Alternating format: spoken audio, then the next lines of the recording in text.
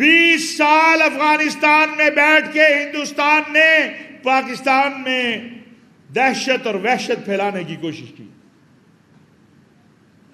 آج تو ہمیں شیشہ پلائی ہوئی دیوار بن کے کھڑا ہو جانا چاہیے تھا، اور کھڑا ہو جانا چاہیے کہ ہم جیتے ہیں، ہمارا نظریہ جیتا ہے، ہماری سوچ جیتی ہے. ہم کہتے تھے افغانستان کا مسئلہ جنگ سے حل نہیں ہو سکتا، افغانستان کا مسئلہ بات چیت سے حل کیا جائے. حتیٰ کہ پرویز مشرف، ابھی جنرل احسان الحق صاحب کے انٹرویو آئے ہیں جس میں انہوں نے کہا کہ ہم 2002 میں بھی امریکہ کے پاس گئے تھے کہ جنگ سے افغانستان کا مسئلہ حل نہیں ہو سکتا، اب جنگ مسلط نہ کرو، بات چیت کرو افغان طالبان سے. اور پھر آپ نے ابھی محرم میں دیکھا کہ افغان طالبان کی لیڈرشپ خود امام بارگاہوں میں گئی اور ایک جگہ پہ ان کے چند جھنڈے اتارے گئے جو اہل تشیع حضرات نے لگائے تھے. انہوں نے وہ جھنڈے بھی لگوائے اور جا کے امام بارگاہ میں معذرت کی. یہ سب نے دیکھا ہے. غزنی میں جلوس نکلا، اس جلوس کی حفاظت کے لیے کون کھڑا ہے؟ افغان طالبان کھڑے. یا تو ہم یہ طے کر لیں کہ یہ پاکستان جو ہے یہ خالی چند افراد کا ہے، یا ایک فرقے کا ہے، یا ایک سوچ کا ہے، اور اگر یہ نہیں ہے تو پھر یہ ہمیں ماننا ہوگا کہ یہاں پر مسلمانوں نے بھی رہنا ہے، غیر مسلموں نے بھی رہنا ہے، یہاں شیعہ نے بھی رہنا ہے، یہاں سنی نے بھی رہنا ہے، یہاں دیوبندی نے بھی رہنا ہے، یہاں اہل حدیث نے بھی رہنا ہے. ان تصویروں میں دیکھو نا، تمہیں سب نظر آئیں گے.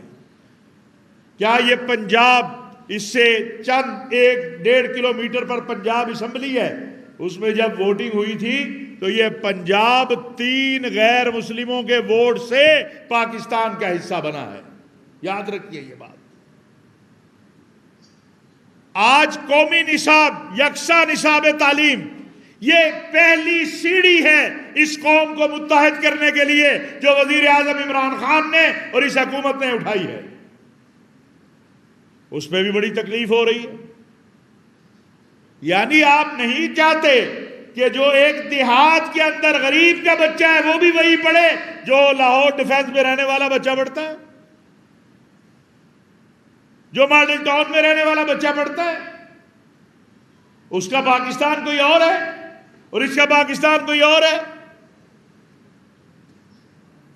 آپ نہیں چاہتے کہ اسکول کے اندر جب بچہ جائے تو وہ وہی کتاب پڑھے جو سنی پڑھتا ہے، جو شیعہ پڑھتا ہے، جو پاکستانی پڑھتے ہیں. ہاں کہتے ہیں جی وہ اب 2 طبقوں سے ہمارا واسطہ ہے. یہ دونوں طبقے انتہاؤں پہ کھڑے ہیں. بعض تو ایسے بھی وہ چند ہیں، چند 100 ہیں، وہ اپنی شکست کا اعتراف کر رہے ہیں.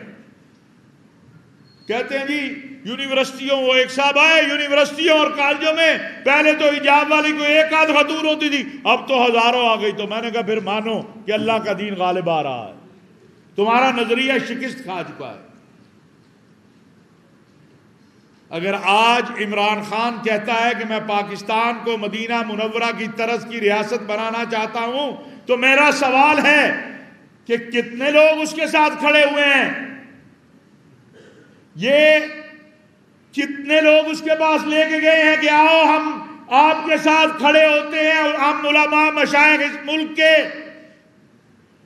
الحمدللہ ایک بہت بڑی تعداد ہے جو کھڑی ہے، جو کوشش کر رہی ہے، لیکن جن کا کام صبح شام وہ معافی نہیں دیتے. وہ آپ ان کے ہاں فتوے کی مشینیں لگی ہوئی ہیں، دڑا دڑ دڑا دڑ دڑا دڑ.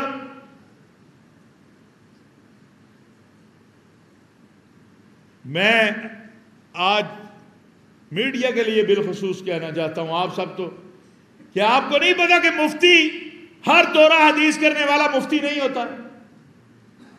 ہم میں مفتی صاحب یہ بیٹھے ہیں، ہم سارے دورہ حدیث کیے ہیں، علامہ صاحب بیٹھے ہیں، یہ میں نے الحمدللہ اچھے نمبروں سے پاس ہونے والے ہم بیٹھے ہیں، لیکن مفتی، ہم مفتی محمد ضیاء مدنی صاحب کو کہتے ہیں، باقیوں کو نہیں کہتے.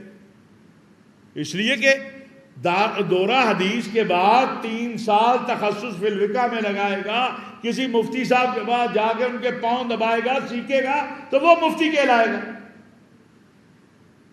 آج قل هو اللہ بھی ٹھیک طرح سے پڑھنی نہیں آتی ہے، فتویٰ لگا دیتے ہیں، سب سے بڑا المیہ تو یہ بن گیا ہے۔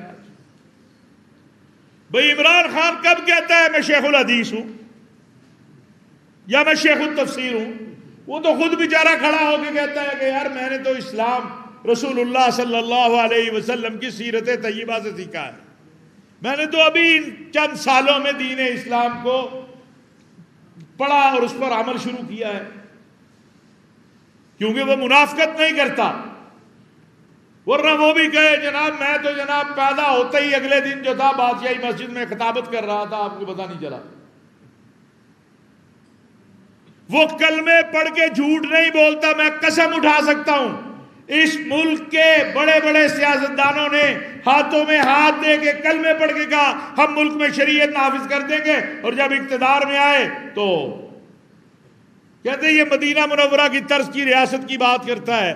تو میں نے کہا آپ بھی تو 70 سال سے یہی کر رہے ہو، خدا کی زمین پہ خدا کا نظام لائے کیوں نہیں؟ 30 سال سے اقتدار میں رہے کیوں نہیں لائے؟ ابھی عمران خان صاحب سے اسلامی نظریاتی کونسل کا وفد ملا اور حضرت علامہ صاحب بھی تھے، انہوں نے کہا کہ لائے اسلامی نظریاتی کونسل اپنی سفارشات دے، باقاعدہ میں یہاں ایک سیل بناتا ہوں جو پارلیمنٹ میں جائے اور قانون سازی ہو۔ اب ہمارا کام ہے ہم دیں، ہمارا کام ہے ہم لے کے جائیں کہ لے جی خان صاحب آپ کو، اور ہم اسے بتائیں جس بات پہ ہم نے جا کے کہا کہ یہ شریعت کے خلاف ہے یا احکامات شریعت کے خلاف ہے، انہوں نے اسی وقت کہا کہ یہ نہیں ہوگا۔ پراپیگنڈا کیا جاتا ہے، میں چاہتا ہوں اور میڈیا سے بھی چاہتا ہوں آج اس چیز کو یہ لوگوں تک پہنچا دے۔ نمبر 1 وقف املاک بل، اس پہ مولانا فضل الرحمان نے خود مطالبہ کیا تھا کہ اس کو اسلامی نظریاتی کونسل میں بھیجا جائے۔ سپیکر صاحب کی سربراہی میں کمیٹی بنی جس میں تمام وفاقوں کے لوگ شامل ہیں، تمام مدارس کے بورڈوں کے لوگ شامل ہیں، مشائخ کے نمائندے ہیں، اور طے ہوا کہ مفتی تقی عثمانی صاحب آج وہ وفاق المدارس العربیہ کے صدر بھی منتخب ہوئے ہیں، ہم انہیں مبارکباد دیتے ہیں، وہ ہمارے بزرگ ہیں۔ مفتی تقی عثمانی صاحب نے، مفتی منیب صاحب نے اور باقی حضرات نے، مولانا قاری حنیف جلندری صاحب نے، ہمارے مولانا نعمان حاشر صاحب نے، ادھر جو ہے حامد رضا صاحب ہیں اور اکرم شاہ صاحب ہیں، ان سب نے جو تجویزیں دی وہ تجاویز جو ہے افضل حیدری صاحب، وہ تجاویز اسلامی نظریاتی کونسل کو بھیج دی گئی، اور اس وقت تک کے لیے کہہ دیا گیا کہ وقف املاک ایکٹ جو ہے اس کے اوپر عمل درآمد جو ہے وہ روک دیا جائے جب تک جو ہے علماء نے جو رائے دی ہے ان آراء کی روشنی میں نئی ترمیم یا جو اضافہ کمی ہے وہ نہ ہو جائے۔ یہ مسئلہ ختم ہو گیا، یہ معاملہ ختم ہو گیا، لیکن ہم کہہ رہے ہیں بھائی وہ تو اب کونسل فیصلہ کرے گی، آپ ہی کا مطالبہ تھا لیکن اس کو پھیرا جا رہا ہے۔ ابھی آج کل ایک ایشو بن گیا کہ وزارت انسانی حقوق نے ایک بل بنایا جس میں مختلف تجاویز ہیں۔ ہمارے ہاں اقلیتوں کے بعض نمائندے جو ہیں وہ اپنی تجاویز، ان کو حق ہے، لیکن کیا وہ قانون بن گیا ہے؟ کیا اسے حکومت نے مان لیا ہے؟ ہم کہتے ہیں، اعلانیہ سارے کہتے ہیں، اسلام میں جبرن مسلمان بنانے کا کوئی تصور نہیں ہے۔ یہاں سینکڑوں علماء بیٹھے ہیں، لا اکراہ فی الدین، کسی اسلام تو قائل ہی نہیں ہے کسی کو جبر سے مسلمان بنائے، کیونکہ اسلام کے پیغام حقانیت میں اتنی طاقت ہے، محمد عربی صلی اللہ علیہ وسلم کی سیرت طیبہ میں اتنی طاقت ہے کہ جب وہ کوئی اس کو پڑھتا ہے، دیکھتا ہے، تو پھر اس پہ جبر کرنے کی ضرورت نہیں رہتی۔ میں آج یہاں سے علماء مشائخ کی موجودگی میں یہ کہتا ہوں کہ اگر ثابت ہو جائے کسی نے کسی غیر مسلم کو جبرن مسلمان بنایا، اس کو لٹکاؤ، سزا دو۔ ہم تیار ہیں اس کے لیے، لیکن اسلام اس کی بھی اجازت نہیں دیتا کہ ایک شخص مسلمان ہونا چاہتا ہے اور آپ آگے کہیں نہیں جی پہلے تو اس کے 18 سال عمر کریں اور پھر جناب اس کو ذرا جج صاحب پاس لے جائیں، اور پھر اسلام اس کی بھی اجازت نہیں دیتا۔ لہٰذا جو پراپیگنڈا پاکستان کے خلاف